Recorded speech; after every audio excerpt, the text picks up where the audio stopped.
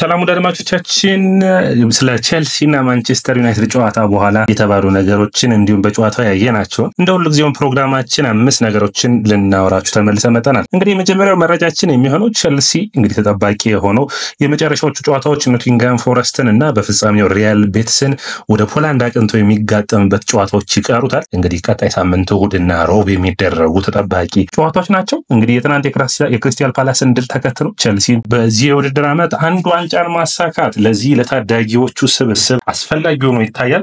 ያደርጉታል ወይ የምናየው ይሆናል። ሰላም ወዳጆቻችን፣ ይሄ የስፖርት ነው። ላይክ፣ ሼር፣ ኮሜንት፣ ሰብስክራይብ ማድረጋችሁን አትርሱ። በእናንተ እይታ በዛ ጨዋታ ላይ እነማን ምርጥ ነበሩ? በኔ እንግዲህ ስለ ኮልዊል ከኩኩሬላ ጄምስ እንዲሁም ደግሞ ስለ ኤንዞ ማሬስካና ስለ ኮል ፓልመር የምናወራቸው አዳዲስ ሀሳቦች አሉ። እነዛን ሀሳቦቻችን ላይ እንወያያለን። የእናንተን ግን ላይክ፣ ሼር፣ ኮሜንት፣ ሰብስክራይብ እንዲሁም ደግሞ ጆይን በማድረግ የስፖርት ቤተሰብ እንድትሆኑ እንፈልጋለን። እንግዲህ የመጀመሪያው መረጃችን የሚሆነው ኮልዊል ላይ እናወራ። እንግዲህ ወዳድማቻችን ስለ ኮልዊል ስናወራ በውድድር ዓመቱ መጀመሪያ አካባቢ ከፎፋና ጋር ጥሩ ጥምረትን የፈጠረ በጣም ጥሩ ተከላካይ መሆን የሚችል ባለፉት ዓመታቶች በሊቨርፑል እንዲሁም ደግሞ በባየር ሙኒክ ሲፈለግ የነበረ በጣም ጥሩ ብቃት ያለው ተጫዋች ሆኖ ይታያል። በአካል ብቃቱ በኩል ጥሩ ነው፣ አግሬሲቭ ነው፣ በግራ እግሩ ፓስ የሚያደርግበት አቅም በጣም የተለየ ነው። የትናንቱ የማንቸስተር ዩናይትድ ጨዋታና ባለፉት ሳምንታት ያሳየው ጥሩ ብቃት ግን ጥሩ የሚባል ነው። ከቻሎባ ጋር እንዲሁም ደግሞ ከቱሲና ድሬባዮ ጋር ጥሩ ጥምረትን ፈጥረዋል። እንግዲህ በአጠቃላይ በጨዋታው ላይ ከሁለት የአየር ላይ ኳሶችን ማሸነፍ ችሏል። እንዲሁ አንዱ ችግሩ የኮልዊል የሚነሳው እንዲሁ የአየር ላይ መከላከል አቅሙ ነው።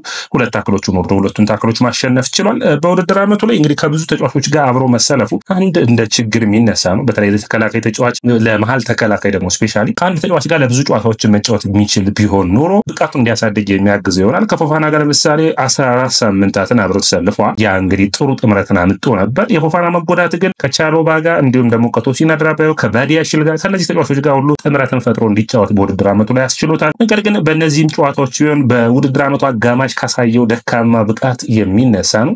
ቼልሲም በእነዛ ጨዋታዎች ደካማ እንደነበር የሚነሳ ነው። በሚቀጥሉት ዓመታቶች ይህ ታዳጊ በወጥነት ጥሩ ብቃቱን የሚያሳይ ከሆነ የቼልሲ አምበል ሁሉ የመሆን አቅም ያለው ይመስለኛል።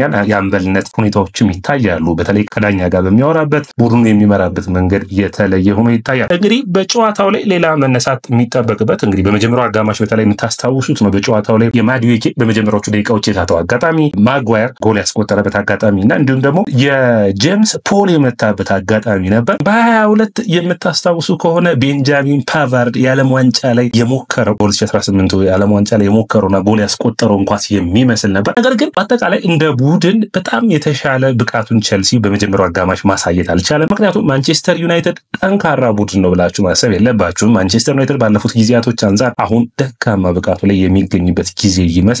ነገር ግን በቼልሲ በኩል ፍጥነት ቶሎ ለማስቆጠር ሙከራ ይታየው ነበር። በሁለተኛው አጋማሽ የተለየን ቼልሲ አይተናል። እንግዲህ ቼልሲ አሁን እንደ ሞተር መጋለል የሚፈልግ ቡድን እየሆነ ነው። ከመጀመሪያው አጋማሽ ላይ ሁለተኛው አጋማሽ የተሻለ ቡድንን እያየን እንገኛለን። ይህንን ማሻሻል ያስፈልጋል። በወጥነት ቡድኑ በ90 ደቂቃ ውስጥ በወጥነት ፐርፎርም እንዲያደርግ ኤንዞ ማሬስካ እዚህ ላይ በሚገባ መስራት የሚጠበቅባቸው ይሆናል። በዛ ጨዋታ ላይ ግን መነሳት የሚጠበቅበት ሁለተኛው ጥሩ ፐርፎርማንስ ያሳየው ተጫዋች ኩኩሬላ ነው። እንግዲህ የኩኩሬላና የቼልሲ ነገር እንግዲህ በውድድር ዓመቱ በመጣባቸው ዓመታቶች በጣም የተቸገረ ተጫዋቾች ከሚባሉት ውስጥ አንዱ ነበር። በተለይ ቼልሲ በጣም ጥረቶችን አድርጎ ነው እንግዲህ ከማንቸስተር ሲቲ መንጋጋ ነቅሎ ነው የወሰደው ማለት የሚቻል ነው። ማንቸስተር ሲቲዎች እንዲወስዱት በጣም ብዙ ጥረቶችን አድርገው ነበር። ነገር ግን በመጨረሻ ወደ ቼልሲ ከመጣ በኋላ የተሳሳተ ዝውውር ነው ሁሉ ተብሎ ነበር። ነገር ግን አምና በየካቲት ወር ከጉዳት ከተመለሰ በኋላ በጣም ምርጥ ብቃቱ ላይ ከሚገኙ ተጫዋቾች ውስጥ አንዱ ነው። በእንግሊዝ ፕሪሚየር ሊግ ካሉ የግራ መስመር ምርጥ ተጫዋቾች ውስጥ ኩኩሬላና እንዲሁም ደግሞ የበርንማውዙ ሚሎስ ኬርኬዝ ናቸው መነሳት የሚጠበቅባቸው። በእኔ እይታ በጣም ጥሩ ፐርፎርማንስ ያለው ነው። በወጥነት ቡድኑን ማገዝ የሚችል ነው።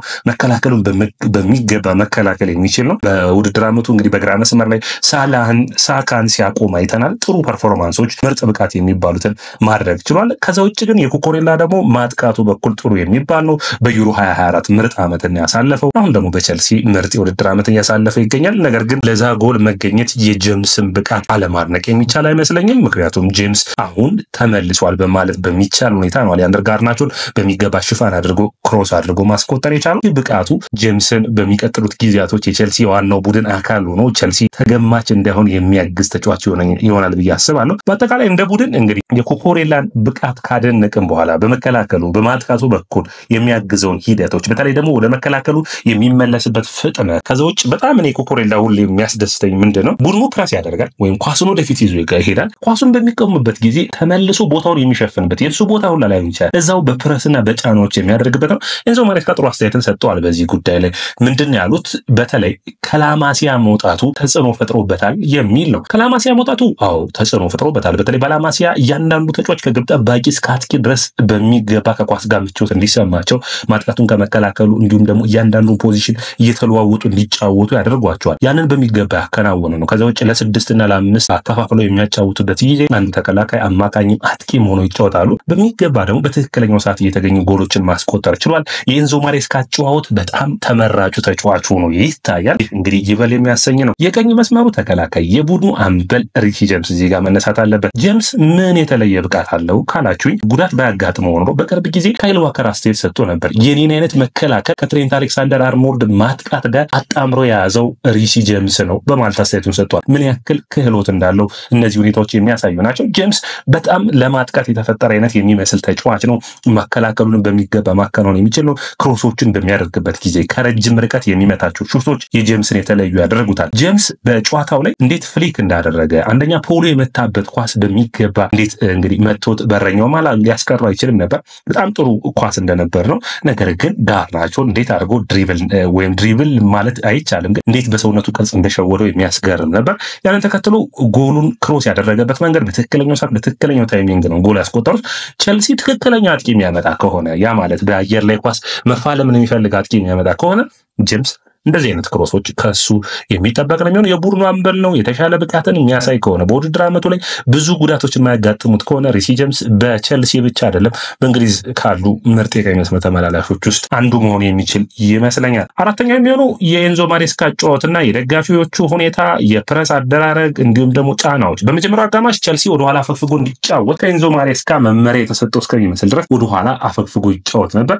ነገር ግን በሁለተኛው አጋማሽ የተሻለውን ቸልሲ አይተናል። አንደኛ ወደፊት ጠጋ ብሎ መጫወት መቻላቸው ውጤታማ ሲያደርጋቸው ይታያል። ቸልሲ በአጠቃላይ እንደ ቡድን በሁለተኛው አጋማሽ የተከላካይ መስመሩን ጠጋ አድርጎ ወደፊት ማጥቃቱን እንዲያግዙ ማድረጉ ፕረስ እንዲያደርጉ ማሰባቸው ልክ የሚባል ነው። ያ ደግሞ ደጋፊዎችን የሚያነሳሳ ነው። ያለበለዚያ ግን ወደ ኋላ የሚያፈገፍግ ቡድን ቸልሲ እንዲሆን ብዙ ደጋፊዎች አይፈልጉም። በዛም ተከትሎ ከቸልሲ ኃላፊዎች ጋር እንዲሁም ደግሞ ከኤንዞ ማሬስካ ጋር ብዙ ጊዜ ጭቅጭቅ ይገጥማሉ።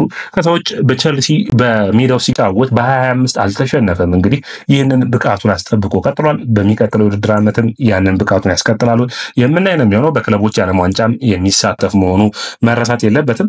በጨዋታው ላይ ሌላ መነሳት የሚጠበቅበት የታይሪክ ጆርጅ ጉዳይ ነው። እንግዲህ በአጥቂነት ሚናው የተለየ ብቃቱን አላየንም እንደ አጥቂ ወይም ድሪብል አድርጎ ኳሱን ሲይዘው ከፔናልቲ አጋጣሚ ውጭ። ነገር ግን ጥሩ ብቃት ያለው ተጫዋች እንደሆነ በግልጽ የሚታይ ነው። ማሻሻል የሚጠበቅበት ነገሮች አሉ ወይ? አዎ፣ ገና ታዳጊ ነው። ዳልማዎቻችን ቸልሲ በአሁን ባለበት ውጥረት ውስጥ ወደ ጨዋታ ሂደቱ ሳይገባ በቀጥታ በአጥቂ መስመር ላይ ተሰልፎ በአንዴ ውጤታማ መሆን የማይቻል ነው። ከብዙ መስመሮች ውስጥ አንድ ተጫዋች አስቸጋሪ ከሚባሉ ቦታዎች ውስጥ አንዱ እንግዲህ አጥቂነት ነው ብዬ አስባለሁ። ከታዳጊ ቡድን ወደ ዋና ቡድን ስታድግ በጣም አስቸጋሪ ከሚባሉ ቦታዎች ውስጥ ምክንያቱም ሁሉም ብዙ ነገር ይጠብቅባል ጎል እንድታስቆጠር። ለምሳሌ ብዙን ጊዜ የመሃል አማካኞች የግራም ተመላላሽ ሆኖ ይጀምራሉ። የመሃል ተከላካይ ሆነ ብትጀምር አብሮ ያሉ ተጫዋቾች ራስ እንድታሻሽል ያደርገዋል አማካኝም ሆነ ስትጫወት። ነገር ግን አጥቂ ግን ጫናዎች ውስጥ ይገባል በእድሜው ታዳጊ ሲሆን፣ ስለዚህ ያንን ብቃቱን እንዳያወጣ ያግዟል።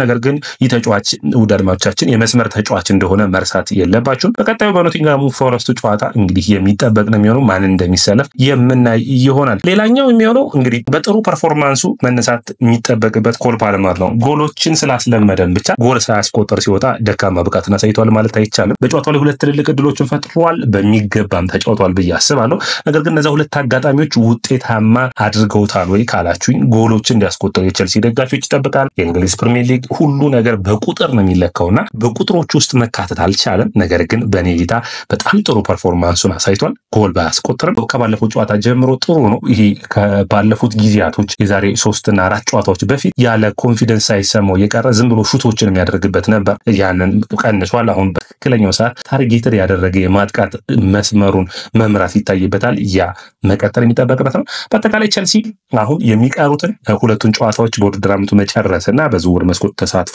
ለክለቦች የዓለም ዋንጫ በጠንካራ ብቃት መምጣት ግድ ይለዋል። ያንን የሚያሳካ ይሆናል ወይ የምናይ ይሆናል። ሰላም ወደ አድማጮቻችን፣ የስፖርት ነው። ላይክ፣ ሼር፣ ኮሜንት፣ ሰብስክራይብ ማድረጋችሁን አትርሱ።